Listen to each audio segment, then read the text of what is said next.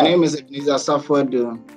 I am a partner at Eureka Business Intelligence, and I have today on the Power BI Guru series none other than Gustaw Dudek. He's one of the best BI designers in the world, well sought after, and BI head of Enterium. So at this point, I'll just introduce him, and let him rather do the introduction for us. So Gustaw, welcome. Welcome. Nice to meet you, Ebenezer. Thank you for that introduction. All right. Super cool to be here. You're welcome too. So Gustaw, tell us where you're from, where you're working, and some things that we need to know about who Gustaw is. Yeah, sure. So I'm from Poland. To be more precise, I'm from Silesia. And currently I'm working at Enterium for actually 3 years. I started as an analyst, then as a senior business analyst, and currently I've been working as a head of business intelligence, which actually leads me to the more than 3 years of continued working in the field of analytics. Okay, so that's Gustaw for you, audience. Gustaw is a BI analyst, the head of BI intelligence at Enterium in Poland. So Gustaw designs one of the amazing dashboards I've ever seen in my life. I sometimes watch that dashboard and wonder, how is anybody able to think like that? So today we have one of the best in the world, and he's going to help us build such dashboards with a key. At least we are going to learn as much as we can from him in the time that we'll be with him. Thank you, Ebenezer. All right. So Gustaw, how did you get into the BI space? Business intelligence is, though old, is quite relatively new too. That's right. But how did you get into the space? I've actually started as an office worker and then as a, I would say, data analyst in the previous work. And I'm responsible mainly for just creating some simple spreadsheets in Excel and maintaining those files.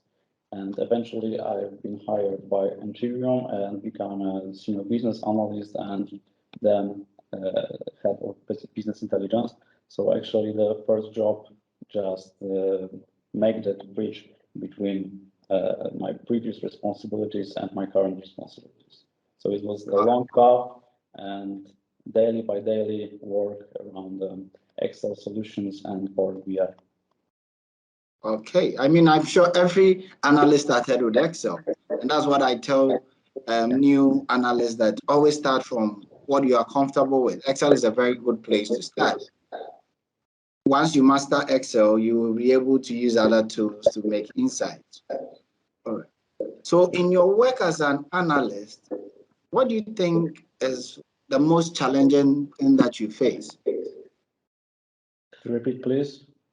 I said, in your work as an analyst, what is the most challenging thing that you face? I think there are many challenges in our daily basis work, but the main one, of course, I would say it's the good understanding of the client requirements. It's the first step that we had to make to proceed our implementation of BI solutions. So first we have to just know requirements and know needs from our clients, and then based on that knowledge, build very effective tools that help them in their businesses and give them added values. Wow. I think this is a usual challenge for every BI or business intelligence analyst, in the sense that trying to get what is in the client's mind is always the challenge. Sometimes I'm sure they don't even know what they want, and you need to force it out of them, right? And I think it's very crucial, because if we don't get the idea behind the minds of our clients, we just make reports and dashboards which are completely ineffective, and they're really full of nice visualizations and other information, but as soon as it gets very reliable and answer some questions of our clients, that's the moment that our work is very valuable. Wow. This is one of the things that is being said now in the BI space. Every expert is talking about always make sure that your dashboards are usable and very effective for the client, not necessarily just building nice dashboards. I mean, in my trainings, I always tell the students that the first thing you need to have as a BI analyst is your understanding of the business and your ability to communicate that to the end user, because that is most important than even your technical skills. Totally agree with you. Yeah, and you've done that fantastically with most of the dashboard I've seen you build. They are very user-friendly and very intuitive. How do you get about designing your dashboards? What do you go through? I think there are some crucial steps that cross my mind every time I just started creating some new reports. And from one hand, I just have some personal standards and requirements that I have to just meet. And on the other hand, there are some inspirations that I just follow to make my reports every time a little bit better. So there are twofold ways just to achieve that. And I have that in my back of my mind that each report has to just meet some my personal requirements, which is, for example, from my point of view, reports should be somehow alive. For example, if you are talking about user experience and user interface, so from my perspective, if you, for example, hover over the mouse on specific button and you're just using the navigation, so the report should respond interactively to your actions. If it's static, fixed, and nothing happens when you hover over the mouse on specific buttons, so I think it's not the most sufficient way to make and to build user experience. It's a small thing, but they are adding up as another elements which produce a little bit worse or better reports. And the second one is, of course, inspiration. And it's a long story, actually, because when I started using Power BI, my inspirations and the sources of the knowledge was completely different than now. And I think it would be valuable if I can share with you some thoughts about my inspirations. But Okay. it helped me, so I suppose it can also help many of other analysts in the world. So first of all, I would say that something that inspires me the most that are, of course, people, and on the other hand, we have some different sources like books, ebooks, and videos and recordings, for example, on YouTube.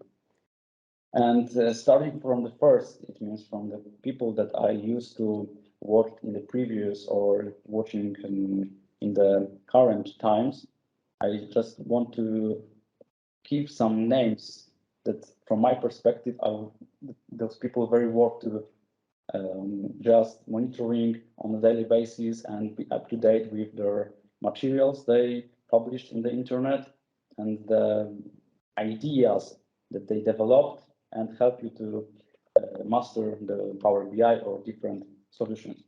So first of all, some people that I used to follow was, for example, Avisin, was probably the first person. Avisin, wow, yeah.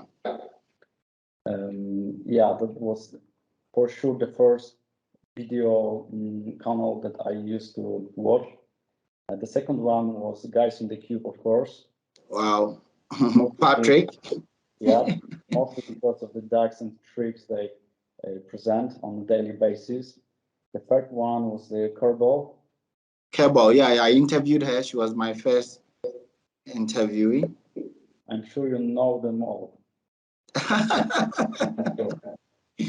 Here's another one. In terms of strictly layouts and design, my very big inspiration, to be honest, was Leonardo Karpinski, I believe from Brazil. because at the time. What's the name? Leonardo Karpinski. He's actually very famous on LinkedIn and Wow. in general in the world of Power BI. And I remember that at this time when there was no many inspirations in the Google, because from my perspective, it's actually the big problem that so little well-designed reports are published on standard Google graphics.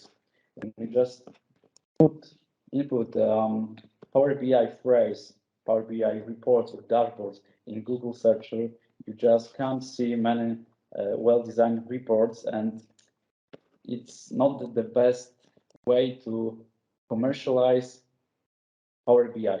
Because when I saw for the first time those graphics, it wasn't super attractive, and I think that even Excel, it would be the better tool to visualize data.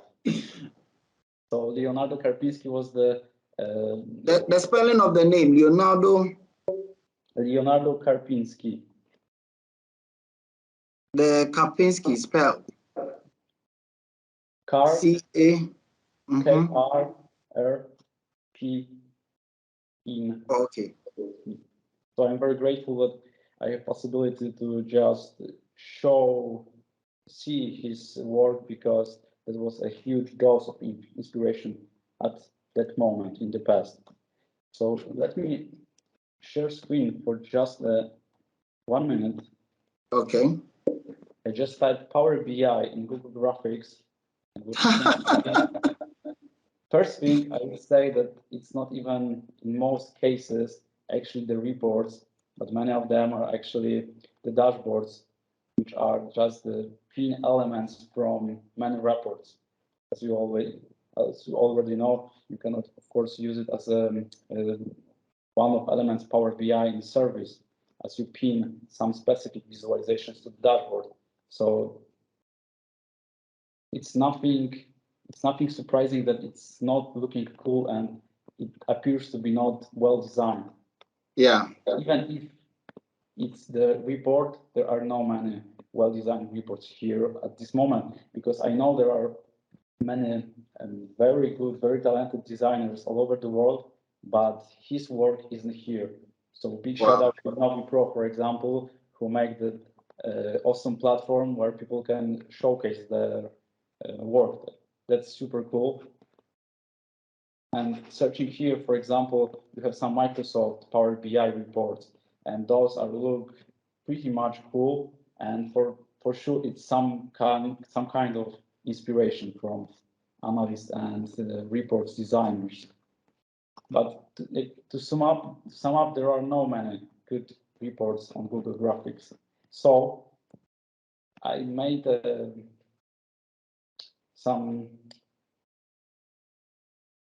I go different path in searching inspirations, and I found many good reports on Pinterest. And okay. What's surprising, it's very important from my perspective.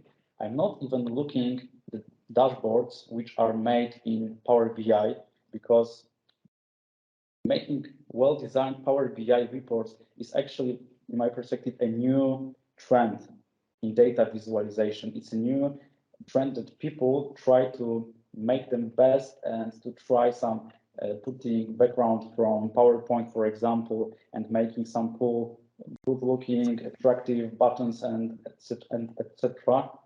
But that's a new thing. So, for example, if I go to the Pinterest site, I searching general dashboard design, and there are many reports, for example, which illustrate some good layouts designs from the web pages, for example. And these are much cooler than the typical Power BI reports that you can see in Google. Yeah, sure. And for example, because I'm actually now in the middle of working for the 19th installment for DNA Enterprise Challenge, which addressing the call center analysis. And I was looking for some new inspiration on Pinterest, and I found some cool looking reports, some layouts, and I just showing to you and to your audience. Wow. These are just examples. It's not by any means made in Power BI, but all of them have some small details that you can still. That's right, and use in Power BI. Of course, it's not gonna look exactly the same, but there's a huge dose of inspiration, and taking into consideration the fact that the Power BI and Microsoft put the best effort to just make some actualizations. I think it's just a matter of time that many things that are the components of well-designed reports will be available soon in Microsoft Power BI. So these are the small things that I really like, and just try to make to still, as we said previously, some small details and just to put them into the Power BI. Wow. So you do all this just for one report, a lot of thinking so that you'll be able to combine and connect. That's right. And I see that every time I go to the Pinterest and taking to the fact that everyone is progressing day by day. So I always search for something new and different than in the past, for example. Okay. So it's the continuous progress and searching for completely different things every time you go and searching for inspiration. Wow. So that's pretty much it if we are talking about inspirations. Oh, I have a couple names I would like to present. Okay.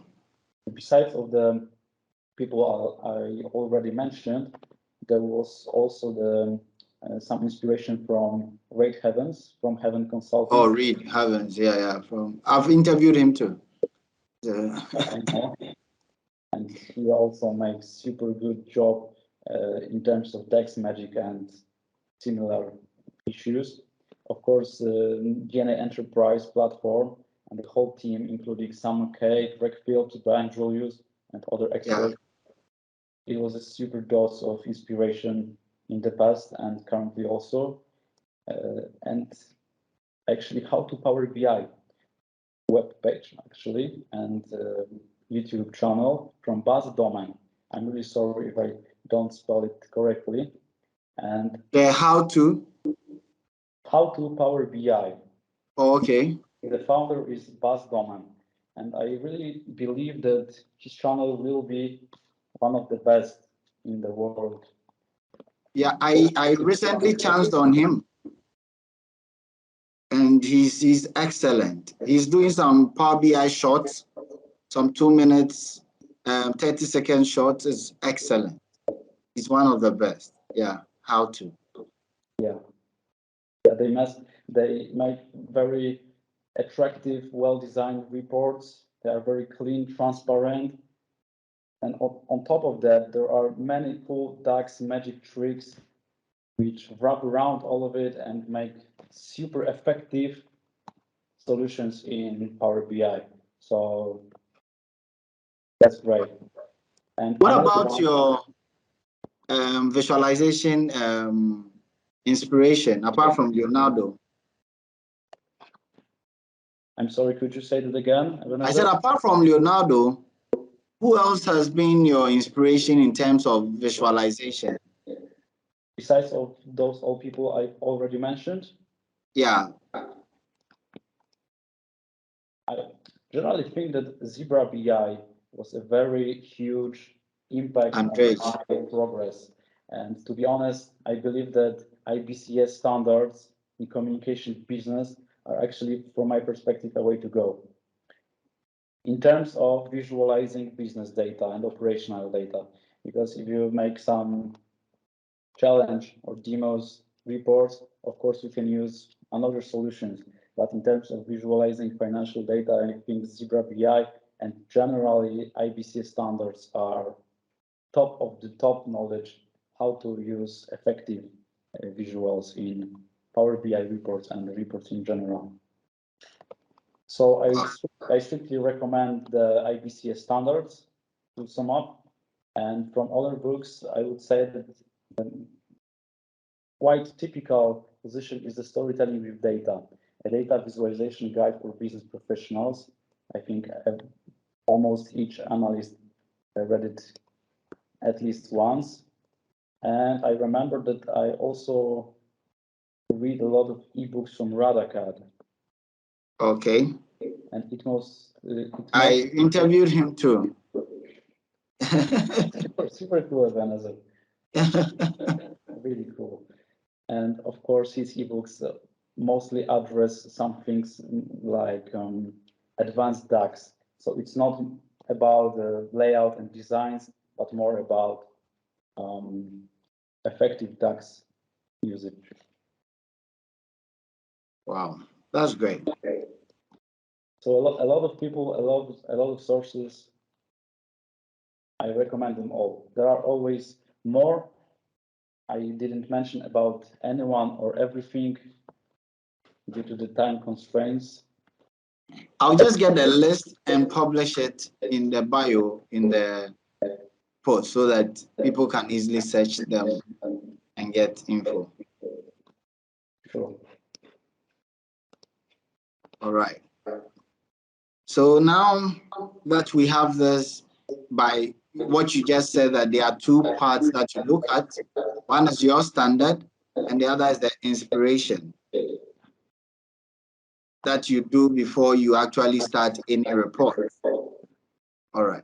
So, and you've shown us where your inspiration comes from and some of the standards that you look at. I'll get more standards from you as you type it out for us so that we could learn the standards that you use. All right. So now let's go into something practical so that viewers can be able to do something on their own. So kindly take us through some of the reports you've built. So initially, just take us through the reports and then take time to take us through some of the hacks that you do in there and what we can learn from what you do. All right. So there are actually a couple of things I would like to show you, but All right.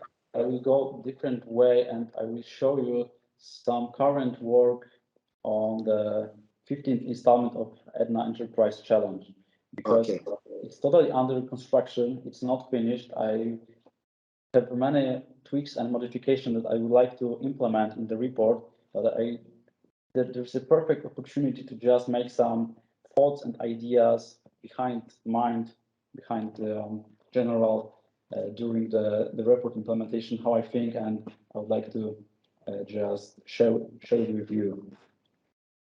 All right.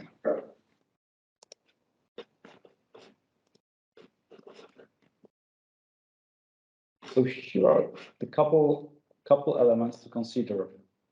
The first thing, of course, as a data analyst and generally, if you try to prepare some reports, you just like to know your database, and it's just the beginning. I'm not a huge fan of making some templates and structures of reports before I can see the data, because the idea back to my mind is that some categories, for example, might be more broader, some are smaller, and as soon as I have some initial understanding of what the database looks like, that's the moment that I try to make some very simple visualization. And what you can see now is the under construction report page, just one single. There will be just more, but I would like to show you the whole process from the first page. So as soon as I get the suitable database information and I get that to the Power BI, I just try to, as soon as possible, make some very basic visualization to understand the data, to understand the trends. And after that, I just build some more effective and more visually appealing visualizations. So the couple first pages that you can see now, just all supplemental assistance pages that I made just to know the base, know the trends, percentages, KPIs, etc. And now I started to build some more effective dashboards, which is slightly, which I made some many tweaks here and there. So as I said, it's completely alive and it will be changed. But that's the initial part of the process. And I would also like to show you some process behind creating a template in PowerPoint. I actually personally use only PowerPoint to make some good looking layouts. I believe there are many more or even better tools to make layouts, but I personally just use PowerPoint and it's fine to me, that's enough completely. And as you can see, I started with a very basic template, which not even look attractive, but there are the thought process, testing, tweaking, and after adding more shapes and changing colors and gradients, adding lines and different elements and shapes. Here is even the example of the Pinterest reports that actually was the main inspiration. Was the main inspiration in that case particularly. So I made some tweaks, and the final product, the final layout that I will use in this particular challenge looks like this. And even the small changes, as you can see here, the main background for the main visualizations is darker, is more gray than here, for example. And that's, for my eye and from my perspective, it's a little bit better than this, but it was actually a matter of testing and modification. For example, the blue color scheme was a little bit different here. There was a different color gradients, and here it's just a small difference, but the moment when you start building visualization, you just back to your previous layout and making some small tweaks to sharpen your layout, to make them more attractive and visually appealing. So that's the PowerPoint, the layout. Layout is put into the PowerBI, of course, and after you just make some initial recognition of the database, you can just building your visualization. As you can see, I haven't even implement some titles because it's under construction, as I mentioned, but I have some ideas that I want to implement, and generally it will be looking similar to this. So here we come fluently to the point that I would like to say that in terms of user experience and user interface, the buttons are game changer, of course, and it's getting better in Power BI because a couple months ago there weren't so much possibilities in terms of formatting those buttons and shapes. Yeah. There are even more now, so that's cool. I would like to say that every time you just hover over a specific button, there should be this interaction, and it makes intuitive navigating more intuitive. And as an end user, you just feel that something you just want to accomplish, you can accomplish. There isn't some hiding magic and an action. You just see that if you hover over, it probably should navigate you to another visualization, analysis, etc. Another very important thing to consider when building reports is actually a filter pane. It's quite common topics in the LinkedIn and other social media recently, and no doubt, why is that? Because as you can see your data, you just have to make decision where would you like to put specific filters, because filters often creates, maybe not create, but reduce much space. As we all know, space in reports are very valuable things, and you want to be as effective as possible. So, I remember Avi Singh's first video on this. He said the space is like a resource, it's designed like a luxury agent.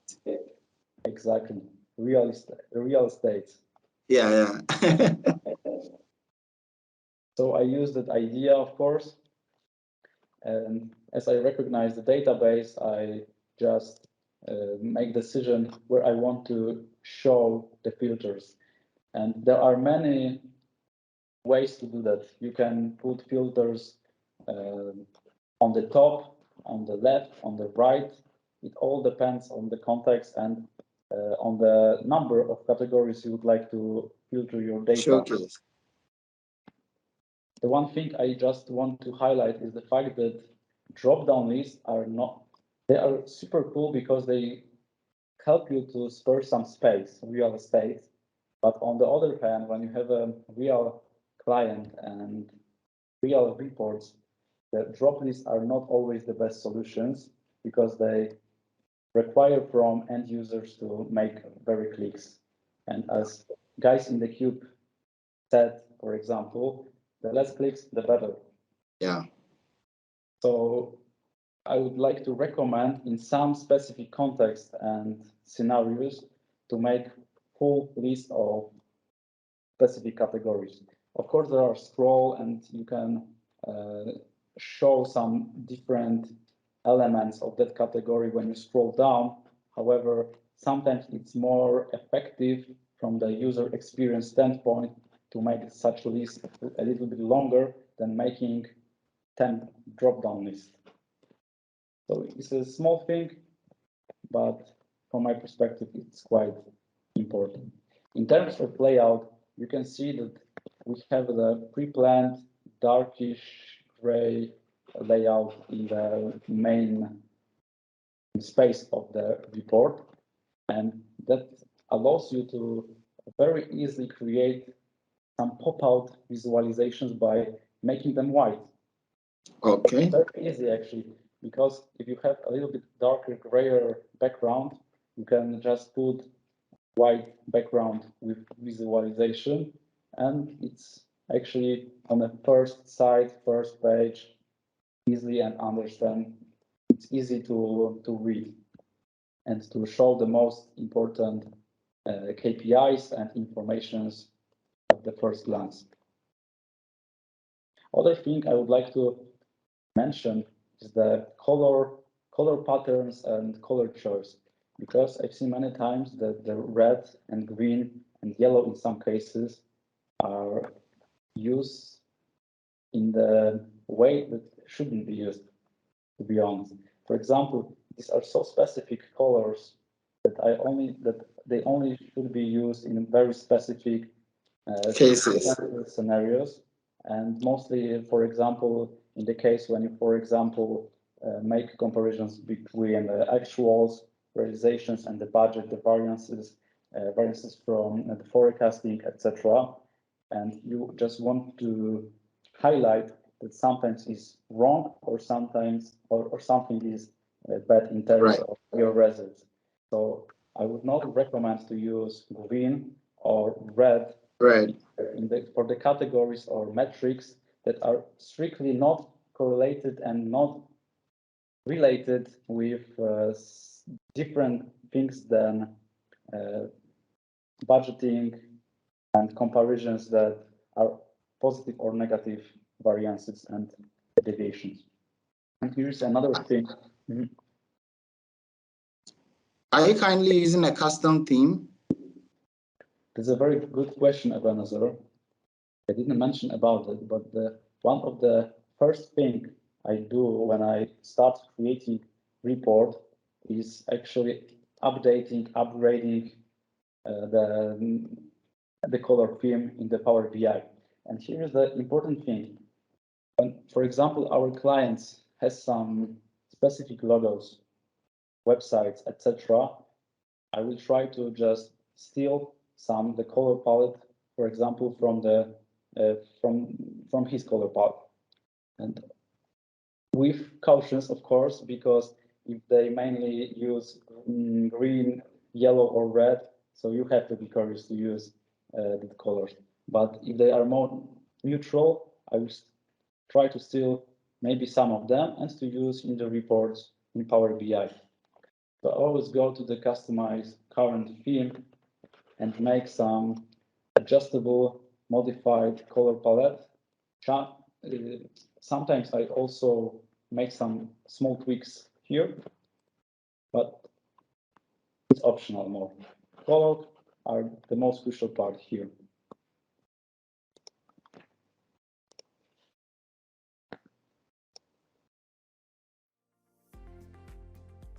All right. I think on that note of the theme, we'll bring the first part of our interview to an end. Users, I'm sure you've been enjoying this interview. Catch us again. We'll do part 2 of this video so as you can actually learn some more. So kindly subscribe to my YouTube channel. There's Eureka Business Intelligence as well as Ebenezer Software Do, and we'll catch you later in the next interview with Gustaw. Thank you very much.